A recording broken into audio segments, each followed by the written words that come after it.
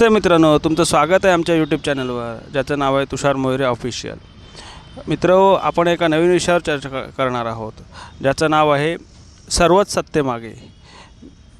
आज बघा, आपल्या एक नवीन बातमी आली आहे की आम आदमी पक्षाचे जे खासदार राघव चड्ढा त्यांनी आपल्या 6 खासदारांसह भाजपमध्ये प्रवेश केला आहे. म्हणजे आम आदमी पक्षाचे 10 खासदार आहेत, त्यातले 6 खासदार घेऊन ते भाजपमध्ये गेले.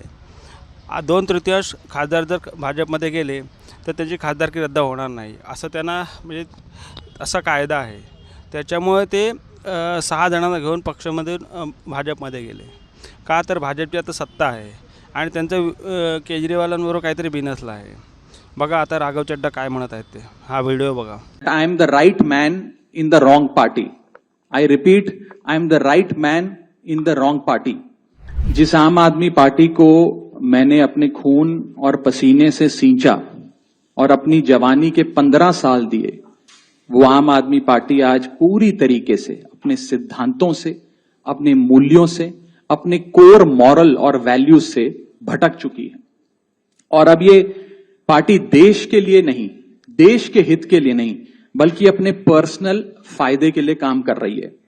आप में से कई लोग पिछले कुछ सालों से मुझे ये कह भी रहे थे और मैं पर्सनली पिछले कुछ सालों से ये महसूस कर रहा था that I am the right man in the wrong party. I repeat, I am the right man in the wrong party. इसलिए आज हम ये अनाउंस करते हैं, मैं ये अनाउंस करता हूं कि मैं आम आदमी पार्टी से दूर जा रहा हूं और जनता के पास जा रहा हूं.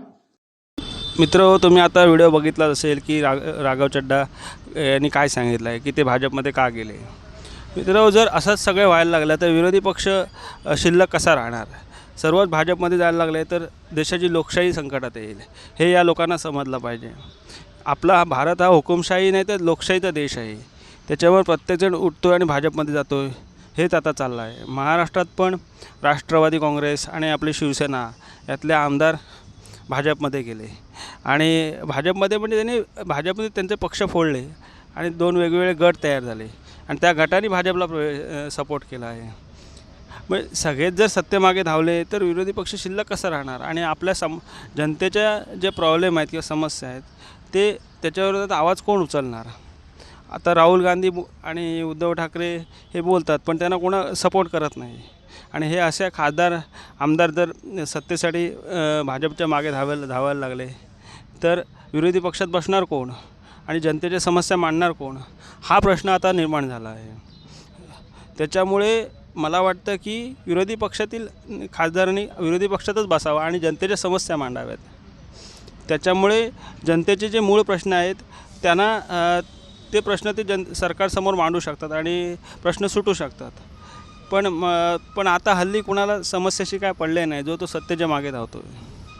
त्याच्यामुळे राघव चड्ढा आता पुन्हा ते पण भाजपमध्ये चालले आहेत.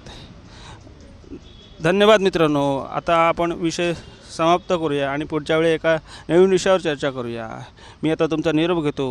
आमच्या चॅनलला सबस्क्राईब करा, लाईक करा आणि शेअर करा. जय हिंद, जय महाराष्ट्र, जय भारत.